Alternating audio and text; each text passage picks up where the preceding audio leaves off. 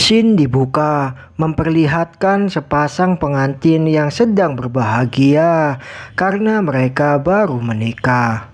Sebut saja namanya Alisa dan Hendarto.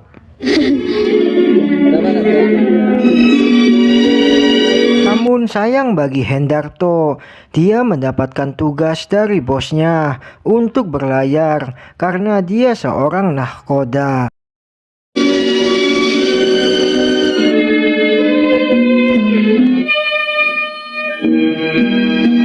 Alisa pun merasa kesepian karena ditinggal kerja oleh suaminya.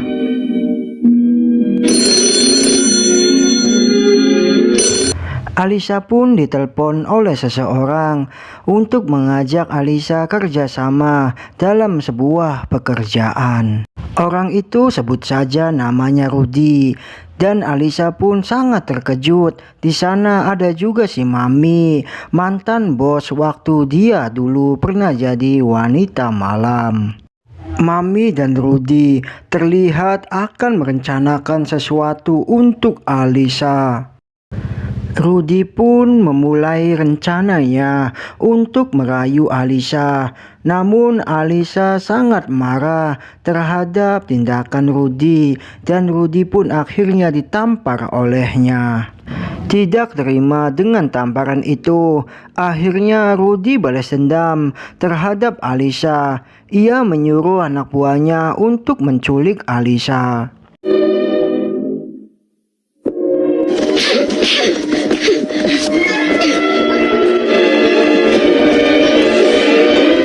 Alisa pun dibawa oleh anak buahnya Rudy ke gedung tua yang kosong.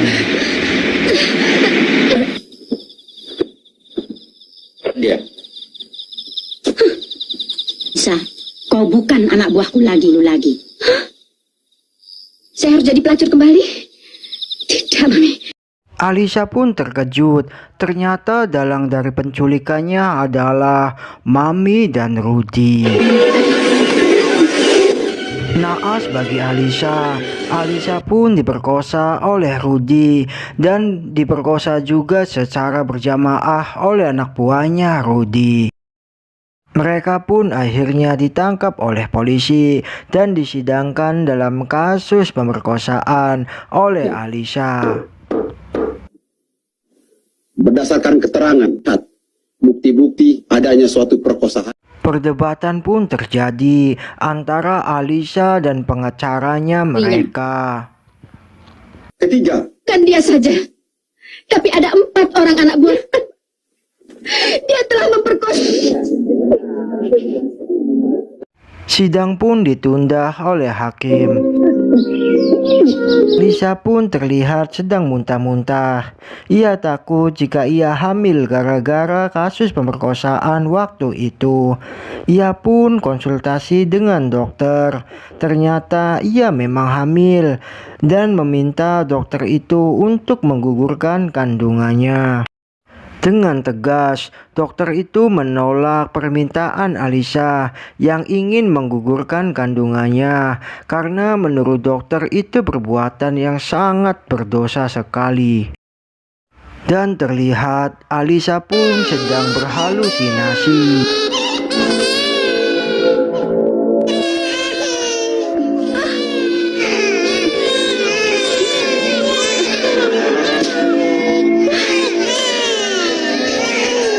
Alisa pun terlihat depresi, tidak kuat menanggung beban yang begitu beratnya. Apalagi ia mendapat surat dari Hendarto bahwa ia sebentar lagi akan pulang. Ia malu sama suaminya hingga ia pun bunuh diri.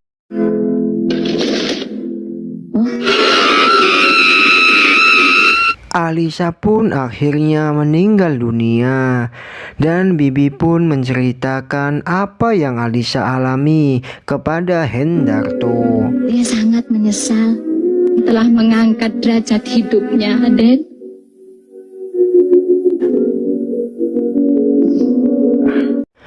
Hendarto pun mengenang ketika pertama kali ia bertemu dengan Alisa sebagai sang kupu-kupu malam.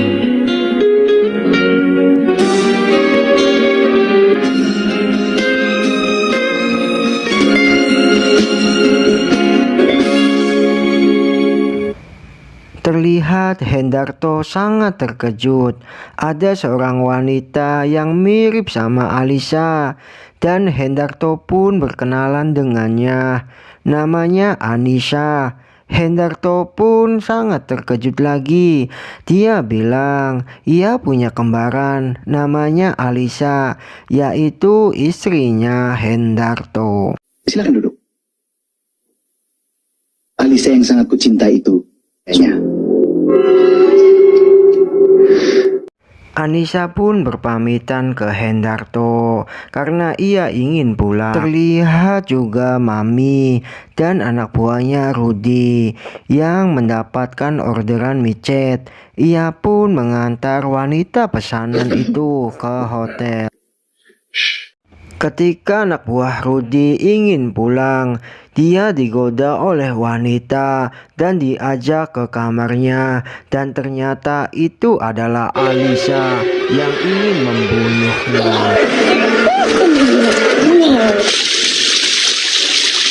Mami pun sangat gelisah ketika anak buahnya Rudy tak kunjung datang menemuinya, dan ia menugaskan bawahannya untuk mencari dia di hotel. Aku cuma suruh kau panggil si Amin kemari.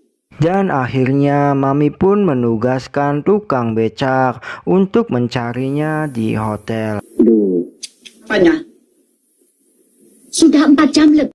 Scene berpindah. Terlihat tukang sate kedatangan pembeli. Sebut saja namanya Tante Sun. Tukang sate pun merasa aneh dan heran melihat Tante Sun makanya begitu tak wajar.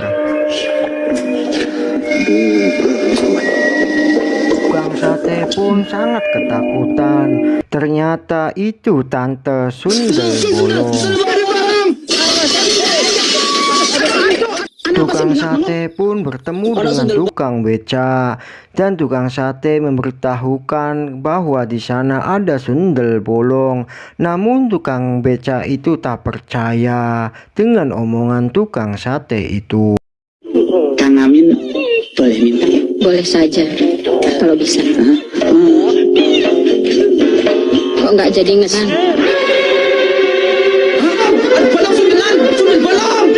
Dan tukang beca pun percaya dengan omongan tukang sate itu dan memberitahukan ke Mami bahwa ia bertemu dengan sundel bolong. Si Cungkring pun tidak percaya dengan omongan tukang beca itu.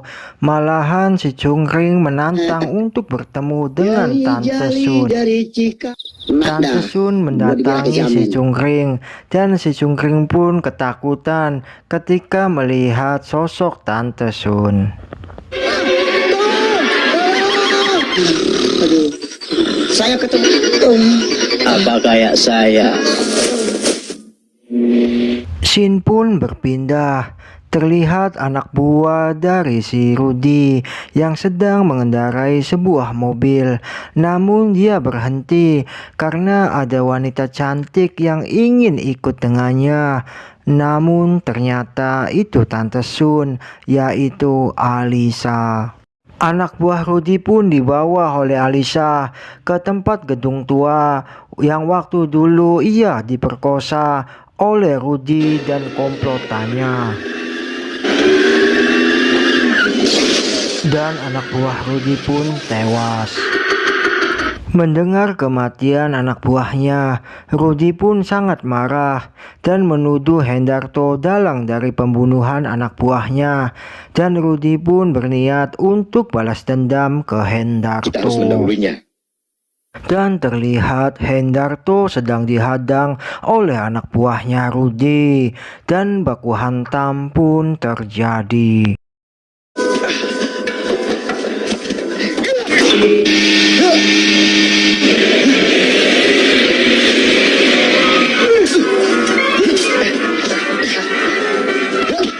Hendarto pun terpojok dan hampir kalah.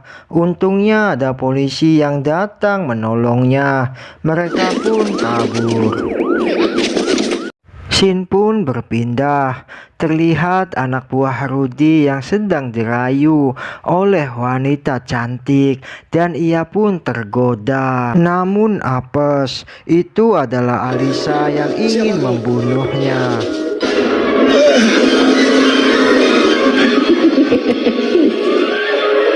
Masyarakat pun geger atas penemuan mayat.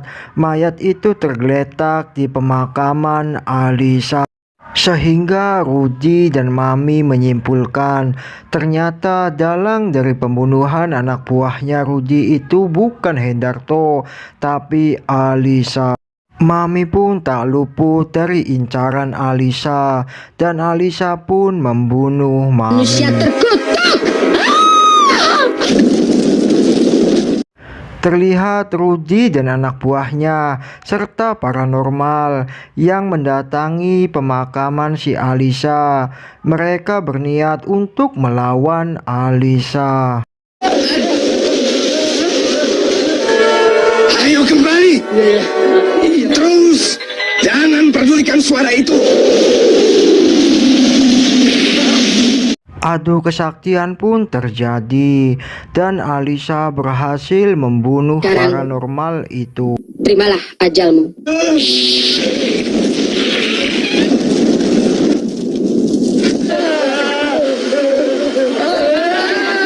Satu persatu anak buah Rudy pun dibunuh oleh Alisa.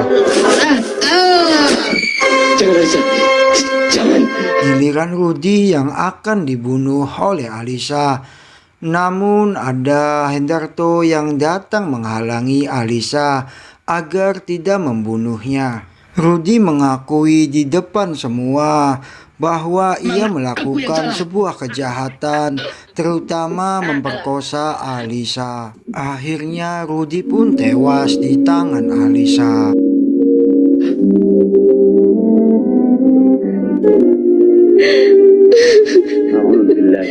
Film pun tamat.